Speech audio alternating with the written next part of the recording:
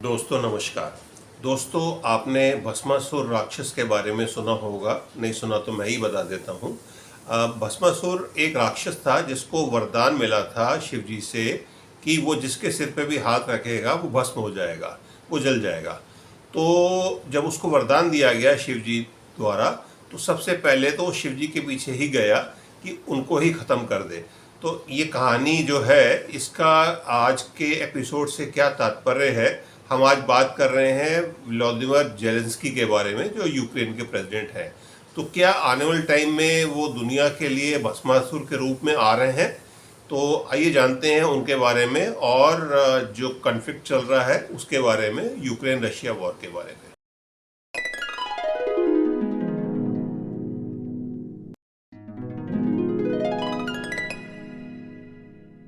Vladimir Zelensky, ये हमारे आज के एपिसोड में इनके बारे में हम फोकस कर रहे हैं। व्लादिमीर ज़ेलेंस्की का जो बर्थ है 25 जनवरी 1978 को करीब उस टाइम में यूएसएसआर होता था, वहाँ पे हुआ। और आज की तारीख में सिर्फ 46 ईयर्स की एज है इनकी।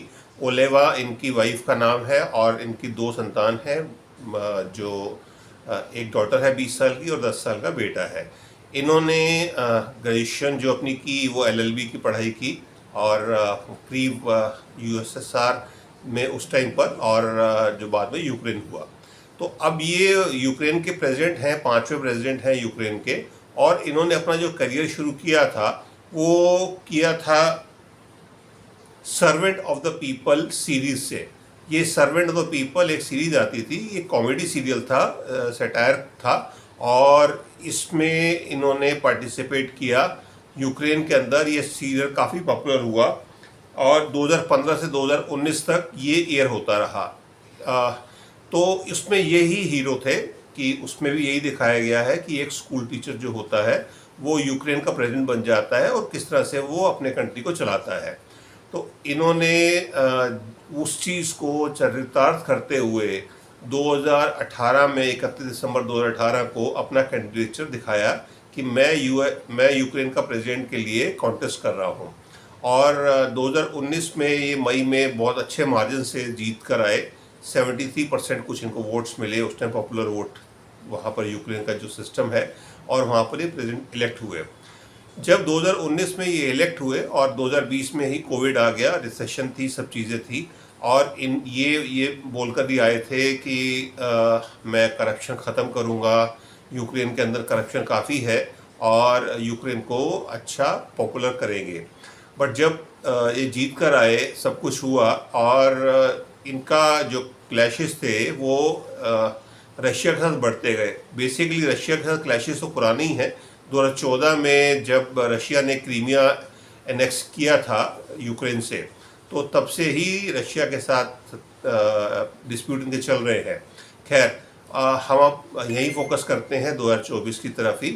2022 में 24 फरवरी 2022 को जब वॉर शुरू हुई रशिया के साथ, तो ये उस टाइम के प्रेसिडेंट थे और उस टाइम पर यही बताया जाता था कि रशिया इनको 10 दिन के अंदर ही ख़त्म कर देगा, 2 वीक के अंदर ही रशिया ख़त्म कर देगा।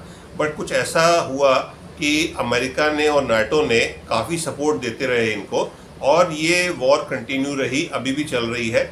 बेसिकली पर्दे के पीछे यूएस और नाटो ही वॉर कर रहे हैं और ज़ेलेंस्की को एज ए टूल यूज़ किया जा रहा है। ये ज़ेलेंस्की नहीं समझ पाए अभी तक, या समझना नहीं चाहते, या उनके कुछ अपने पर्सनल इंटरेस्ट हैं जिसकी वजह से ये वॉर प्रोलॉन्ग होती जा रही है। अब इस वॉर को ख़त्म करने के लिए कोशिशें तो हो रही हैं, बट उस पर नेगोशिएशन टेबल के ऊपर क्या बार्गेन होगा वो वक्त बताएगा। बट जो ज़ेलेंस्की आज की तारीख में भस्मासुर का हम बात कर रहे थे कि भस्मासुर किस तरह से ये आने वाले टाइम में बन सकते हैं, बिकॉज ये रशिया को प्रोवोक करते जा रहे हैं। तो और रशिया के पास जो वेपन्स हैं वो मास डिस्ट्रक्शन के वेपन्स हैं। तो अगर गलती से या कॉर्नर कर दिया रशिया को नाटो ने और यूएस ने थ्रू ज़ेलेंस्की, तो ये एक बहुत भयानक वॉर हो सकती है। तो ज़ेलेंस्की को आज की तारीख में तो ये यूक्रेन के लिए तो भस्मासुर ही बने हुए हैं और यूक्रेन को ख़त्म ही करवाते जा रहे हैं।